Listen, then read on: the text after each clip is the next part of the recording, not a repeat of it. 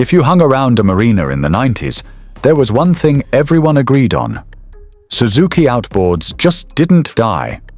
You could run them hard, ignore the maintenance, forget to flush them, and somehow they'd still start the next weekend like nothing happened.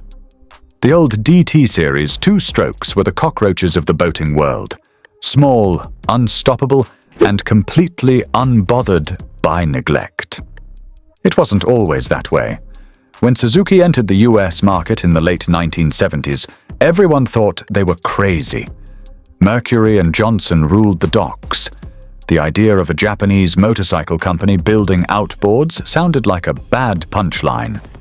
But Suzuki came in swinging with smarter engineering and bulletproof simplicity.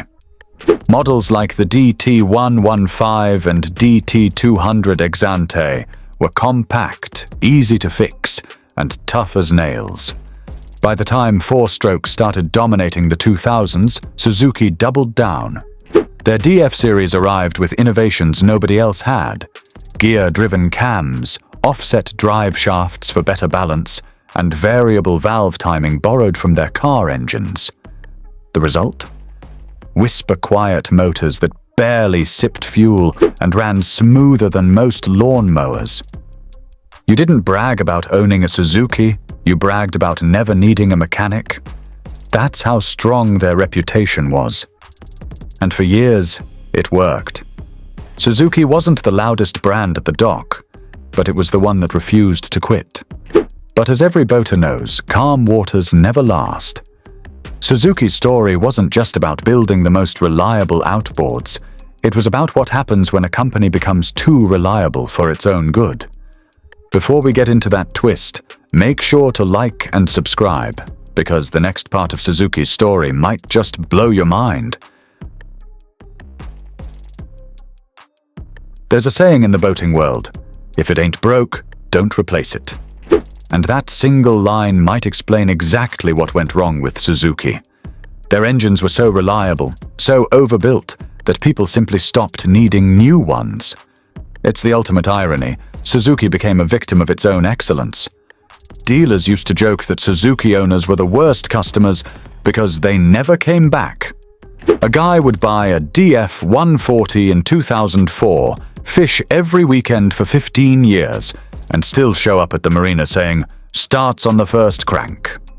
Meanwhile, Mercury and Yamaha were selling newer, flashier models every few seasons. Suzuki's bulletproof machines outlasted marketing cycles. And in an industry that thrives on upgrades, that's a quiet disaster. Their dealer network also thinned out over time. Walk into a random marina, and you'd find Mercury and Yamaha parts stacked like candy. But try finding Suzuki service in a small town? Good luck. Mechanics respected the engines, but not every shop wanted to stock parts for something that never broke. It's like trying to run a hospital where no one ever gets sick. And marketing didn't help. While Yamaha was sponsoring offshore tournaments and Mercury was plastering their racing engines across social media, Suzuki kept things understated. Almost too understated. Their quiet confidence worked in Japan, but in America, people noticed the loudest guy in the room.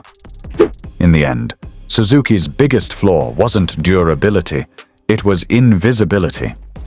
They built engines that could outlast marriages, but in a noisy, image-driven market, reliability alone wasn't enough to stay king. Now, before we move to the turning point, when Suzuki tried to reinvent themselves, make sure to subscribe, because what comes next will completely change how you see the brand. By the late 2010s, Suzuki finally decided it was time to roar again. After years of being the quiet genius of the outboard world, they rolled out something that made jaws drop, the DF350A. It wasn't just another four-stroke.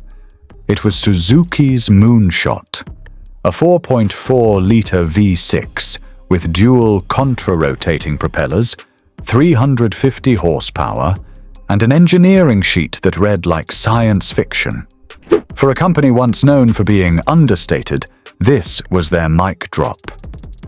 Suzuki called it the ultimate four-stroke, and to be fair, it lived up to the name. The DF350A had a two-stage gear reduction system that let it swing bigger props for better grip and thrust, while the dual prop design gave it incredible low-end torque. Think of it like strapping four-wheel drive to the back of your boat. The result? Faster hole shots, more stability, and a sense of control that felt alien at first, in a good way.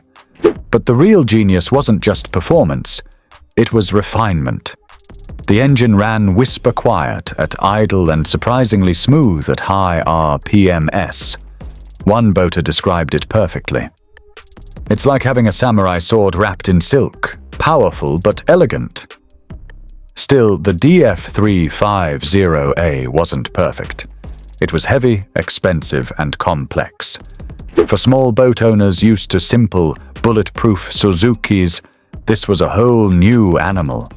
The brand that once sold on toughness now had to sell on tech, and that's not an easy shift. Suzuki had finally gone bold, but in doing so, they stepped into the same high-stakes game dominated by Mercury Racing and Yamaha Offshore. It was the comeback they needed, but not necessarily the one they were ready for. And here's the kicker. The next chapter shows how that risk played out. Stay tuned. Every great brand has an Achilles heel, and for Suzuki, it wasn't the product, it was the presence. Walk around any marina in Florida or the Gulf Coast, and you'll find a sea of Mercury Racing cowls and Yamaha Offshore stickers. Try spotting Suzuki's iconic Chrome S. You'd have better luck finding a lobster in a freshwater lake. The engines themselves were incredible. Ask any tech, and they'll tell you. The DF140A, DF200AP, and DF350A were built like tanks with surgical precision. The issue was that Suzuki didn't have the dealer reach or marketing muscle to match the big players. Yamaha and Mercury weren't just selling engines. They were selling ecosystems, branded controls, financing, warranties, tournament sponsorships. Suzuki? They were still relying on word of mouth and a loyal, aging customer base. Dealers were hesitant too. Suzuki's Outboards rarely failed, and when they did, parts were expensive or slow to arrive. For a repair shop, that's bad business. Many simply dropped the brand, leaving Suzuki owners driving hours to find certified service. One boater joked, "Owning a Suzuki is like dating the perfect person who lives 3 states away. Great relationship, terrible logistics." Then there was the quiet marketing. While Mercury made headlines with the V12 Verado and Yamaha flaunted its 450 horsepower XTO, Suzuki's announcements were buried under the noise. The brand that once shocked the market with innovation now whispered its achievements like a shy genius at a party full of extroverts. The irony. Boaters who actually owned Suzukis loved them, but for the rest of the market, the brand slowly started to fade into the background, reliable as ever, but invisible where it mattered most. Suzuki's real struggle wasn't mechanical, it was psychological. They weren't losing because their engines failed. They were losing because they refused to play the same aggressive game as everyone else. While Yamaha and Mercury duked it out in splashy ad campaigns, sponsoring every fishing tournament and plastering their logos across every transom, Suzuki stayed quiet, polite even. They assumed great engineering would speak for itself. But in the world of boating, silence doesn't sell. In the late 2010s, as outboard wars intensified, Suzuki had all the right cards: industry-leading fuel economy, lightweight designs, and stellar reliability stats. Independent tests routinely ranked Suzuki near the top for maintenance costs and owner satisfaction. The DF200A was a workhorse, beloved by commercial captains and weekend anglers alike. Yet if you asked 10 boaters which brand they trusted most, 9 said Yamaha. Why? visibility. Yamaha had turned reputation into religion. Suzuki's marketing felt like watching a samurai show up to a gunfight with a perfect sword, but no camera crew.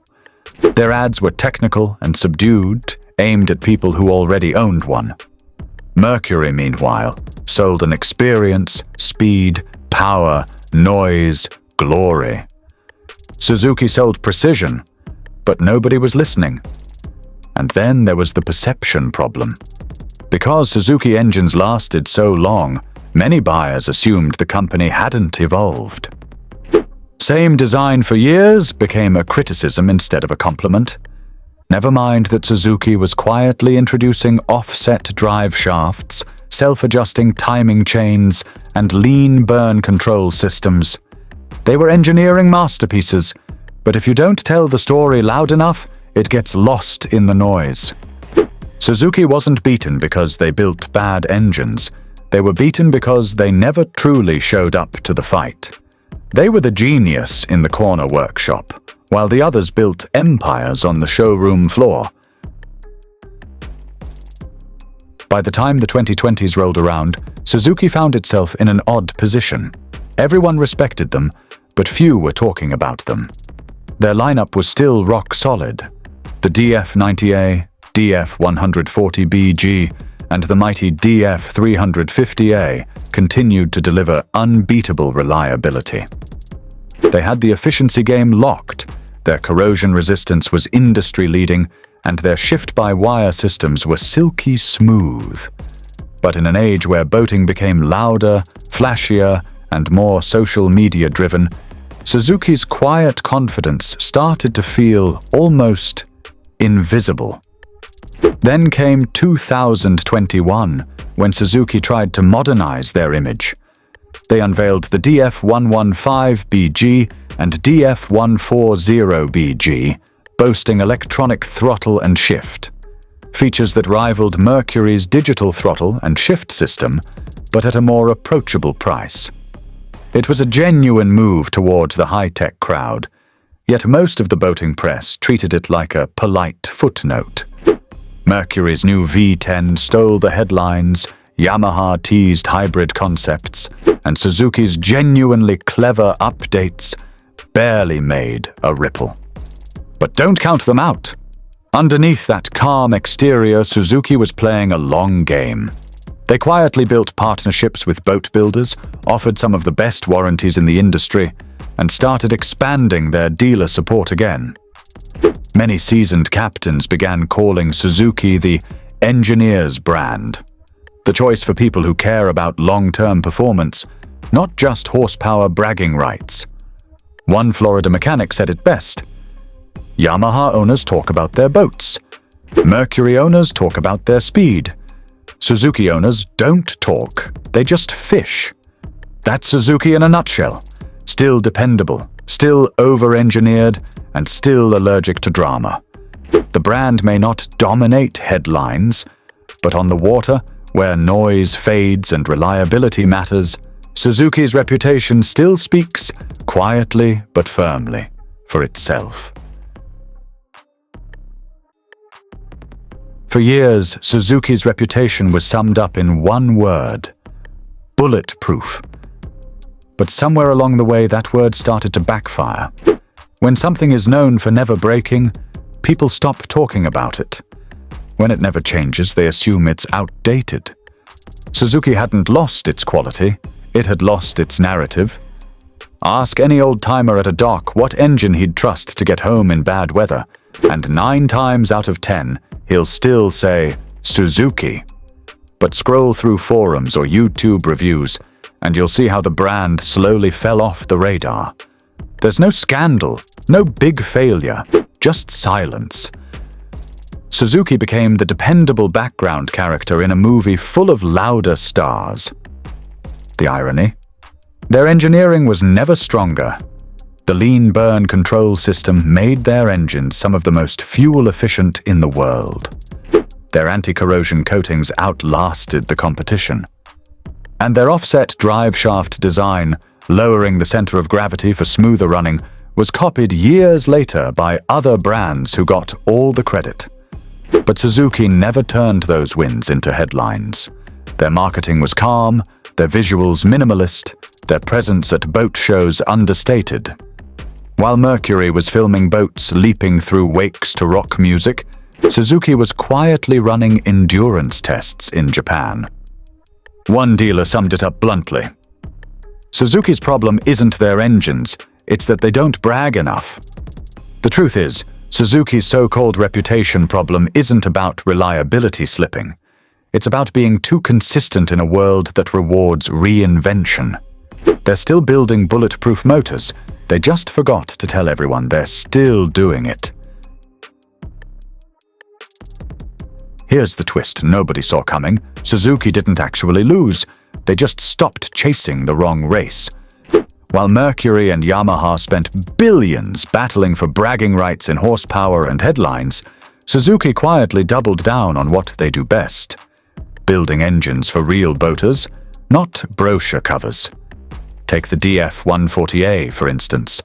Introduced more than a decade ago, it's still one of the most balanced and best-selling mid-range outboards in the world. Why? Because it just works? Light, efficient, easy to service, and nearly indestructible. It's the kind of engine that will idle through mangrove creeks for hours and still jump on plane when you open the throttle. Suzuki doesn't need to reinvent it every 2 years because it already nailed the formula. Even their newer tech, like the dual-prop DF-350A, reflects the same philosophy. Innovation that solves real-world problems. Instead of just adding cylinders or revs, Suzuki engineered more grip, smoother balance, and better control in rough seas.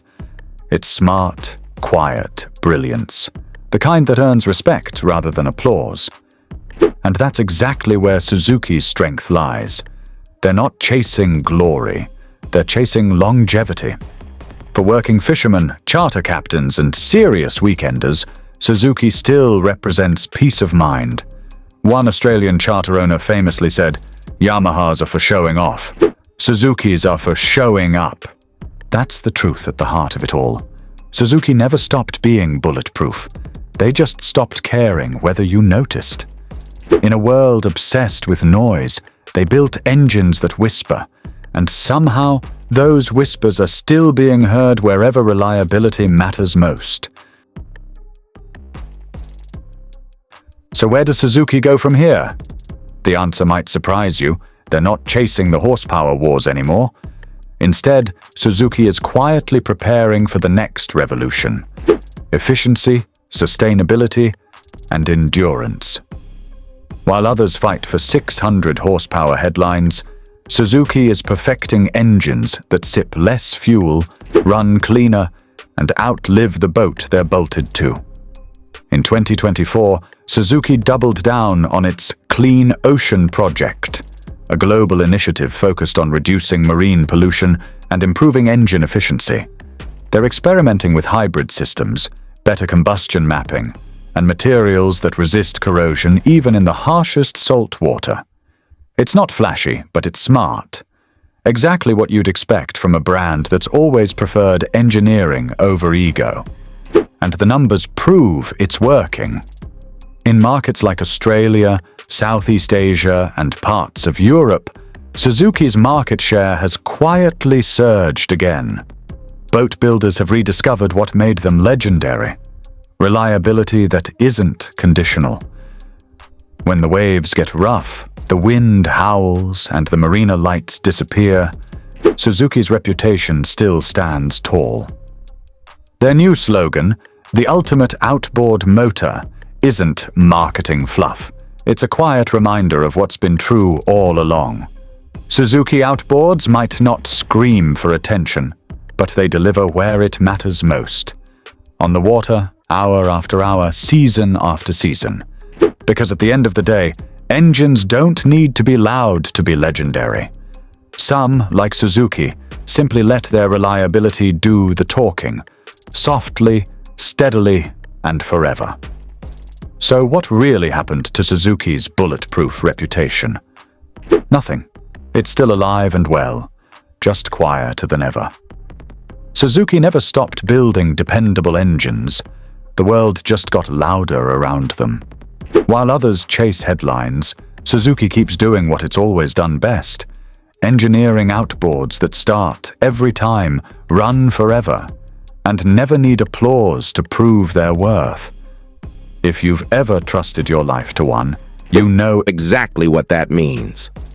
So, if you love stories about the boats and engines that define the water, like, subscribe, and stay tuned, because the next one will blow your mind.